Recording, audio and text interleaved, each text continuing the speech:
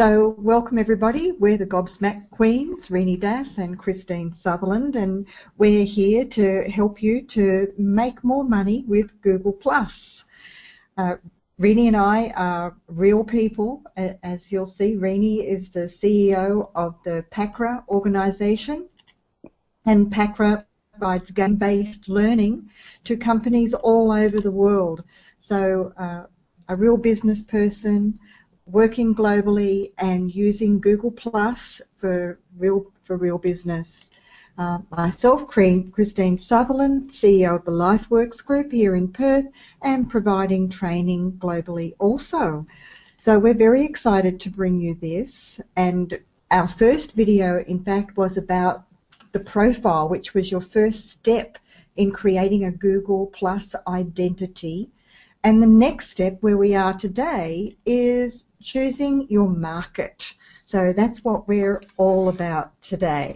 So Renee and I, we've developed these key takeaways that we would like you to get from this so that you do this in a quality, effective way.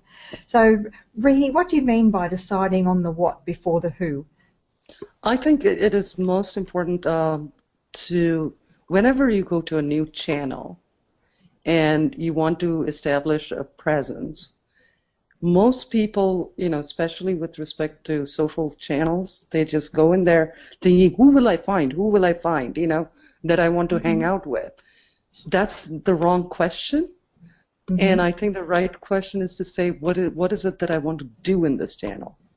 For example, on Facebook, it's my personal channel. I never use it for professional or business purposes. So that was my what. Like, what am I going to do there? And then I reach out to who I need to reach out to. And I think with respect to Google Plus, people complain, oh, it's, a ghost town, but it's not. You have to decide what is it that you want to do there. It makes sense. We're looking at outcomes, aren't we? Exactly. Yeah, yeah. And the next point, no spray and pray. It's kind of related, isn't it? Well, the thing is, I think most people, especially when they're out to market themselves professionally or to sell their businesses, indulge in this big thing, and this I see it in Twitter a lot. They love having followers, so they will have these bragging rights. Oh, I have, so many followers, and they're constantly like spraying out content. Yeah. Not understanding, whether it's going to ever generate any business. And the whole point is, if you target, your effort is much less, but you get a bigger ROI. If you spray and pray, that and $4.65 gets you a cup of coffee. Exactly, exactly. So. And it's kind of related to the content as well, isn't it? Because absolutely, so many people just pitch. They just pitch and pitch and pitch, and all they're doing is killing the golden goose. Yep. Yeah.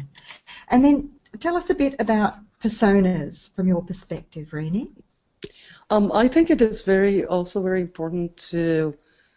Most people take the easiest segments to their market, and most people gravitate towards either demographic segments, like I will only sell to men, or I will only sell to women, or this age group. And also they always segment to the easiest one, which is geographic. I'm going to sell it to this postal code, right? I mean, unless that's the type of business, like real estate, I think postal code and zip codes matter. But if you're not in real estate business, really doesn't matter which zip code they came from, unless you understand who your buyer is.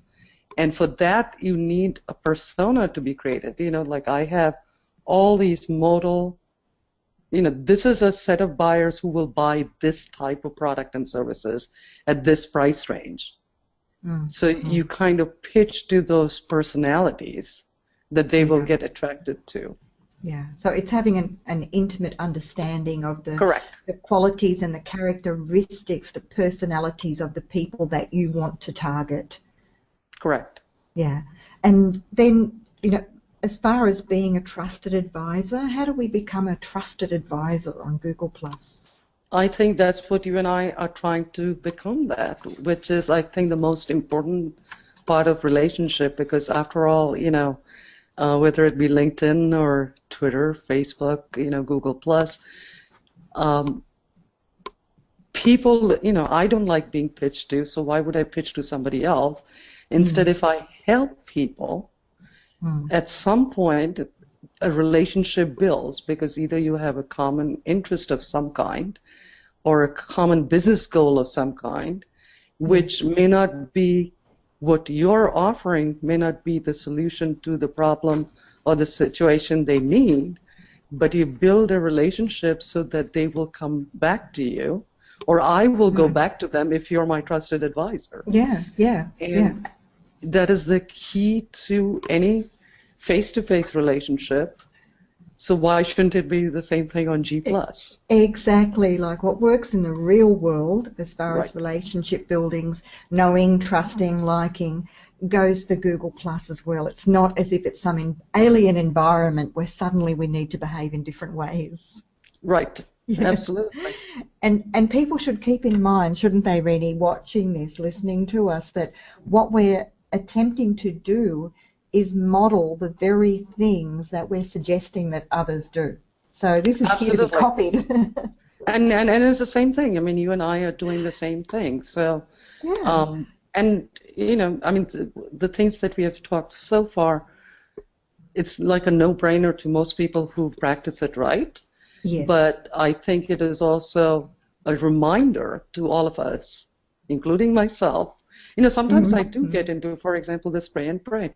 I mean, I read something, you have this immediate urge, I'm going to share it to my, people. Oh, yes. I'm going to do this.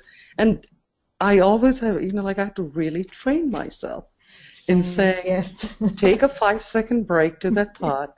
I do not need to send every thought that goes into my head or comes into my head and broadcast it to the world. Exactly. We can be over enthusiastic, I think, and that's human nature. Correct. So, Rennie, you very much tend to segment into A's, B's, and C's. Can you explain a little more about that? Sure. And again, I do want to give a disclaimer here. This ABC rule, people have defined it in different ways. Either, any nomenclature works. For us, what I call with a prospect or somebody that I connect to in G+, I put them in 3 major buckets. A is somebody that most likely is a buyer of our products and will most likely do so within the typical median sales cycle we have. So let's say for somebody's service it takes, 30 days or, 4 months to close a deal, then there is a possibility if I start a conversation with them now, within 4 months, they're most likely to buy it. Sure. Those prospects are harder to find, but they're definitely, and it usually comes with an inbound, or they were what I call the B leads, who I've been working on for 2 years, and now the time has come. So the B part are the ones that are what I call as, they're not going to buy immediately, but they do, they are a buyer. They have the money. They just don't have the urgency to the need right now. Sure. And C is a completely different group, but that's the one I like to nurture, which is key stakeholders, especially in my world. There are a lot of people making the decision. The decision is still made by one individual probably, but a lot of people influence that decision. So these are my group of influencers. Right. Or they, in our situation, there are users, the people who learn, but their learning is being paid by the company, so they're not the ones who are buying it. But they're my users, right? I am in most of my G+ activities now currently is going to the C group. So I'm nurturing them. Yes, So well, then they're valuable. eventually they will go to B, and then eventually they'll turn into A. Yeah. And of course there are so many of them that they wield a great deal of influence en masse, don't they? Correct. Yeah. Wonderful. And then this B to C and B to B, can you explain a little bit of the difference? Because I guess people are seeing that not everybody realizes what those terms mean. Right. B2C means that you are a business that is selling to individual consumers or individual customers. It could be obviously a household. So when I say individual, it could be an individual or a household who's buying, products and services from you. Yeah. And B2B means business to business, meaning you're selling to a small, medium, large, mega large, global, whatever business. I think there is when you're targeting, and we will soon talk about it. You have tremendous experience selling to different sectors. I think the targeting do differ in certain ways, although we are sort of still humans. Yes. So we react to things probably the same way. When I'm going and buying, I'm going to a grocery store and buying something. Whereas if I'm buying a machine, or a computing thing for our business, my thinking might be the same, but my influences are different, and we will talk about this. But I think there is a difference. Yes. I absolutely agree. So some of the, keeping in mind all of those very, very important points, the takeaways that we'd like you to get from the video today, there are some additional decision points that will help to assess your target market options. And some Absolutely. of these, yeah. So these are just a few of the more obvious ones. I'm sure there are others, and particularly for different businesses. But in general, you want to look at, is it a tough market to get into, or is it an easy market? Are the people even accessible on Google+? And why would you create for yourself a really tough marketing project when you can create a really easy marketing project and get the leverage out of that? The other thing to consider is, what's the payoff? Is it a huge payoff, a big return on investment of your time and your effort, or will it only be a small one? And for most people, that's probably obviously the big one, but as you'll see in a moment, not necessarily. Also, is it a broad target to the whole of the market, or in fact, would you be better served niching that market and selecting a small segment of it, which in turn can give you that leverage? So this is a little of how I worked through that thinking as I chose my own target market for Google+. So, Christine, can you give us some examples of choices, to kind of elaborate on those points? Well, sure. So, for instance, looking at whether the market is tough or whether it's easy, it's like, how difficult is it to influence the market in the first place? Is it a really long, hard lead time? So will you need to invest a lot of time and a lot of money into that market? And are the people even accessible? So, for instance, in the choice that I made, I was weighing up, do I go military sector or do I go real estate sector? I'm not going to find the people that I want in the military sector, because those people will be very senior officers or military trainers who are working at a very high level. And what I'm going to be discussing is very much, of a certain security level anyway. So you can see it's completely inappropriate to the Google Plus environment. Whereas the real estate sector, as you'll shortly see, is a really easy, fast sector to get into. The return on investment in the military sector is very high compared to the real estate sector, but there are so many more people that I can reach in real estate, so a little from a lot. That's why I chose it's that a perfect particular example. market. It's a perfect example of what you just said. I, too, have worked in defense. I mean, these contracts are, they're 10-year contracts, but it takes you 2 years to get them. Yeah, and you might have to wait for a change of government. Many times you might be doing extremely well in your discussions and negotiations. There's a change of government and the budget is shredded, and there goes 2 years of work. Absolutely. So, that kind of project we'll deal with very, very differently. It's not really appropriate for Google Plus, but the real estate sector, and not the whole of the sector, but a niche, which is real estate reps. So it's a simple market. They're very accessible on Google Plus. It's an incredibly fast lead time, even though the return on investment is smaller per deal, you could say. There are so many of those potential deals that it adds up to a great deal more. So I think when we look at it that way, it's very obvious why I would choose the real estate sector over the military sector on Google Plus. So, I mean, just to kind of point out to our viewers, Christine sells particularly training for people to do sales and other things, and also business training. So she can sell it to both, defense and to real estate reps.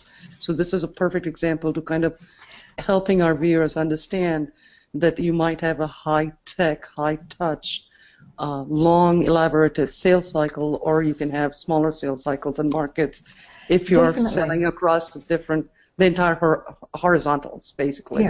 Yeah, most definitely.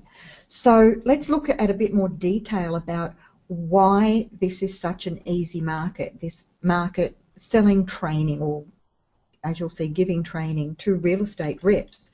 So first of all, the situation is really dire. You want a market which is desperate, and there are not many markets that are more desperate than the real estate market for sales reps right now, and this is worldwide, not just in Australia. So that's what gives me that global reach, especially since the GFC. It's got far, far worse. So here in Perth, for example, we sold 2,100 homes last month in one city. But we have over 15,000 active real estate sales representatives according to the Professional Association. So that's amazing. Isn't it incredible? I mean, the supply demand is just unbelievable. It is unbelievable. I mean, what happens is these professional associations that provide the training for licensing, their lifeblood is the subscriptions and the trainings that they deliver to real estate reps. They have to keep pumping them out or they won't survive. So the end result of this is that last month, over 14,000 of those 15,000 reps made $0. Unbelievable. They have to be in the top 6% to earn even $1. I've done the calculations on this. They have to be in the top 0.1% to make a living, and that's not going to happen for at least 14,000 reps because the residences aren't there to sell. So globally, this is a massive, desperate market. They're currently being preyed on by trainers who are telling them that anyone can make money. If they just get their mindset right, if they get up at 5 o'clock in the morning, if they work harder and they work smarter and they do all of these amazing things, they can make money. But the fact is that the great majority of them can't because the market's not there. So if I don't deliver value in my Google Plus community, I'm toast, I'm roadkill, I'm dead meat. I've got to deliver value, and this is the same for anyone. If you don't deliver value, people don't hang around. Right. So what do? I give them free training that they're not going to get anywhere else. I know it's unique. I show them how to turn on referrals like a tap while they completely stop making those business calls that they hate so much. I show them how to prevent objections before they even come out of the prospective vendor's mouth. I show them how to lock out any other sales rep, regardless of the skill with appraisals, the fees being charged, the marketing plan, the agency reputation, or any other factor of that nature. And I give them the truth. I let them know the true statistics of their industry, and I get these from their own professional association, so they're completely uncontroversial. But guess what? No one else is telling them that. So I can clearly demonstrate that their failure to earn money is absolutely not their fault. So I deliver this unassailable value with no strings attached. And so on Google Plus, I build a loyal community of people who aren't going anywhere else when they've got a career decision to make. So you need to build a loyal community of people who are not going to go anywhere else when they have a buying decision to make. The benefit to me is that any real estate rep anywhere in the world who joins me in my business is already completely trained. They're Correct. actually ready to start, and they can start earning an income from day one. I just effectively eliminated the learning curve and my cost of training new people. It's a complete win-win. So that's my story. That's And really, unbelievable. and the thing is, it's strategic, and we can all do this, and we all should do this, and I hope people will bring their own story to Gobsmacked so that in our Gobsmacked discussions, we can really dig into this stuff and help. I mean, this is thrilling. This is a lot of fun to do. So, Rainey, would you share your business-to-business niche? Surely. One of the things that we do, as we sell online, software and training and learning products, the very first thing we had to kind of decide was, or anybody else should decide if you're selling a product, is it something that is already available in the market and you're just, sort of another vendor providing the same thing, or are you providing a huge innovative ideas? And when we first started, and the same thing applies to Google+, we were selling to big, large enterprise clients. And so the question was, how do I find those people? So of course, at that time Google+ did not exist. And we went to LinkedIn, for example, and I found every list of VPs and everything and connected with all of them. And we weren't making much progress initially. And what I found out was something that we did not do, which was target the company first. Again, the question is what first, then the who. So if we went with the what, we could have figured out that there are certain companies that are looking for innovation, because our product was absolutely, it still is. We are the only one in the intersect of serious games and human capital management systems in the world. Everybody does one or the other. And so since we were doing, we had such a niche and innovation out there, we had to educate people. So we did a very clever thing. Actually, it was a suggestion of my team that we go through everybody's website, company blog pages and things that they post and count the number of times they use the word innovation. And if we see that the count is, 10 times, then this company obviously likes that as their brand image, and this is what we think are the companies that will listen to some new product. So I think with respect to B2B, when you're having a new product, you do it that way. When you are having something that, you're another vendor, you have to figure out within Google+, what those, what is it that you want to communicate? If you're going to become a trusted advisor, then what is it that you're going to talk about? And it does not have to be talking about, our products. You see on their profile, what are they conversing about? What is it that they're doing? So it is, again, you have to figure out for your own business, what is it that you want to, communicate, and then figure out who those people are, and then start a conversation by them. And we're going to talk about this, in our next video, I'm sure. Right. That's how right. to circle them, how to find them after you figured out what is it that you want to do. So I'll give you one quick hint, and then I'll, keep quiet about this. The very quick thing we did when we came into Google Plus is figure out what our 10 hashtag topics of interest will be. And once we figured that out, I do it from my professional piece, and I do it also from Parker, and our team also sometimes supports our Parker conversations. Both those pages and profiles, we make sure that we cover those 10 hashtags. Like, we care about analytics, right? So that's one of our hashtags. We absolutely care about the customer, so that's one of our hashtags. Leadership is one of our hashtags. So that's what we figured out as what. And then we find topics and people who are talking about those things. and that's how we get, to get to the buyers of the businesses that we are selling to. Yeah. So strategically, just so intelligent, Rini.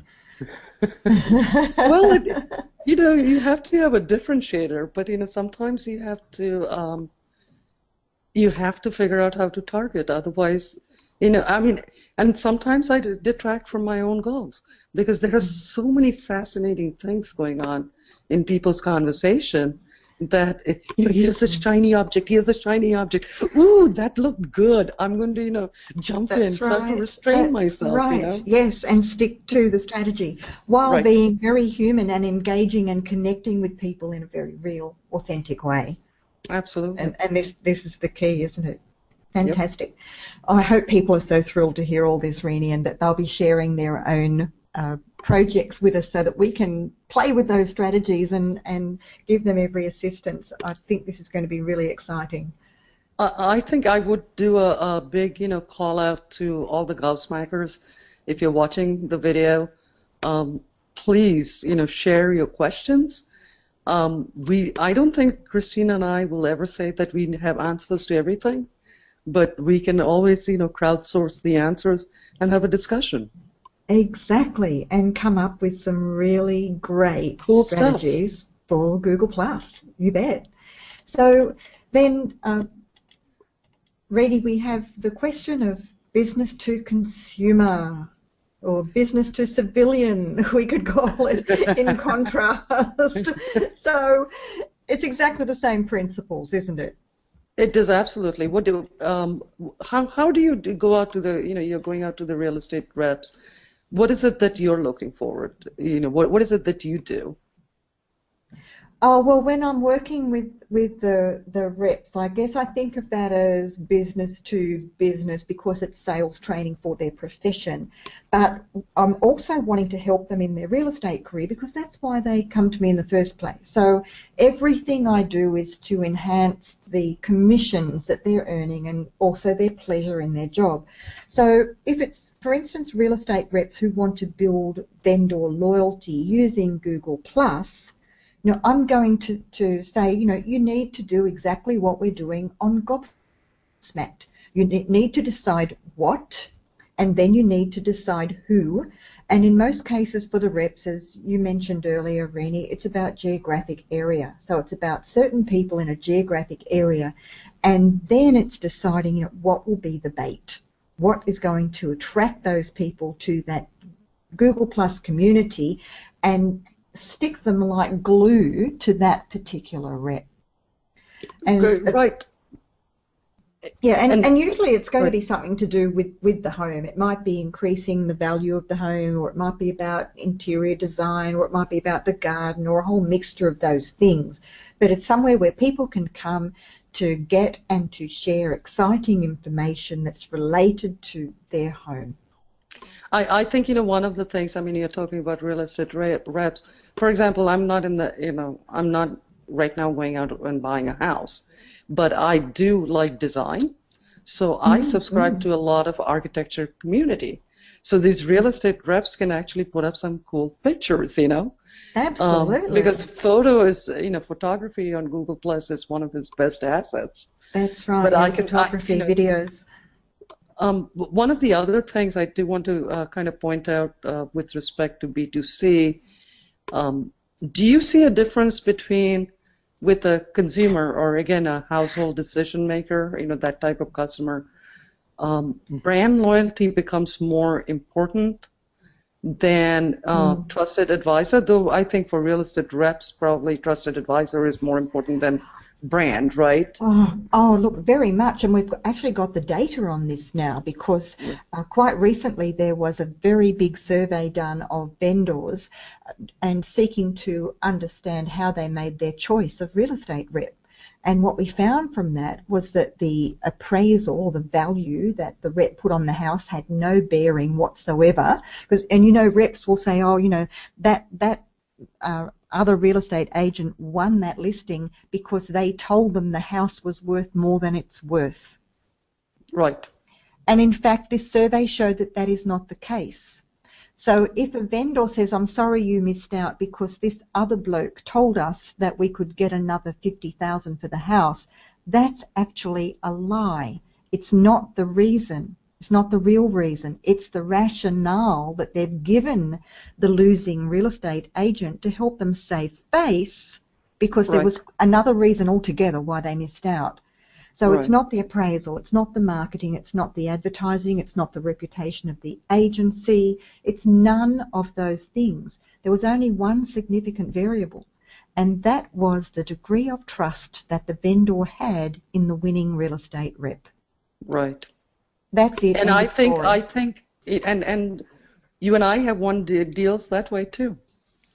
Well, I'm inspired by that. And we have lost because of that too, because, you know, for whatever reason, they prefer, you know, they trusted somebody else more, which is fine. It's personality. It's, I mean, we're told that 10% of people love us on site, and even if we, you know, shot their grandmother, they'd still love us. 10% of people hate us on site, and we could give them $1 million and they'd still hate us.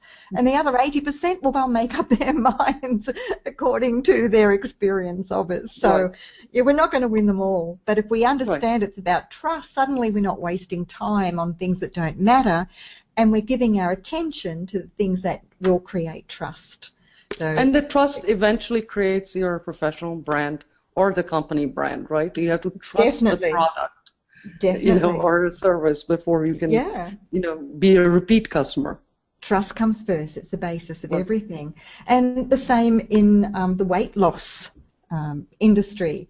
You know, fitness or health professionals who want to attract weight loss clients. And, you know, they're very fortunate these days because they're not restricted to geographic area thanks to online programs and communication. Those people will find clients all over the world, and they can likewise build really thriving Google Plus communities that attract people who are interested in losing weight and being healthier. So those are examples of business to consumer projects on Google Plus. And of course there are many more as well. Absolutely. I mean, one of the things I do want to point out, I think there's you know, at the beginning of the our discussion today, we discussed, you know, there are some differences between B2B sales and B2C sales. I think one clear difference is, even in a household, there might be 1 or 2 or 3 people influencing the decision. In a business-to-business place, you know, for example, our learners are in operations, so sales operations, customer service operations. And operations, you know, a CEO or a VP of operations is the one who will endorse the check. However, most of it is actually deployed by human resources, a little bit of IT, and a little bit of the learning, you know, training community within the organization. So there are a lot more factors in the sense of people influencing the decision. So you have to manage that, right? And I think that is, you know, somewhat different in the sense when you're dealing with, you know, a situation, you know, in a consumer or with a small business owner. You know, because if you have one person versus multiple persons, I think you have to kind of cater to both of those in order to, you know, sell your products. That's right. That's right, because it can be simple and straightforward, or it can be complex and convoluted. Correct. Yeah. So, Randy, would you like to go over these key takeaways that were the important points for people? Absolutely. The key takeaways then, what we discussed today is decide on what before you do the who. As you start on Google+, please don't spray and then pray and expect things to happen. Try to understand the buyer or the customer, and, you know, segment them based on their buying behavior, as opposed to the easy routes like geographies and, you know, demographics, unless geography is the way you find business. Must take away, become a trusted advisor on G+. Nothing else will work. No. Create your own ABC rules in how you want to nurture and how much effort you're going to put into an individual as you converse with them. And then there are some differences between, we discussed that, between B2C and B2B. Yeah, that need to be considered. Thank you for that, Rini. So where we started in this process was talking about the importance of the profile and how to get the profile right. Today we've chatted about choosing the market and how to decide upon your target market. The next video in this series will be about finding those people here on Google Plus and then connecting with them in a quality way in order to build that trust and stick them to you like glue. So we very much look forward to that. You'll find the PDF for this video in the link section of the Gobsmacked Google Plus community, and access to the whole video series in case you've missed any of that or want to review any of that. So please help yourselves to that. That'll be up later today.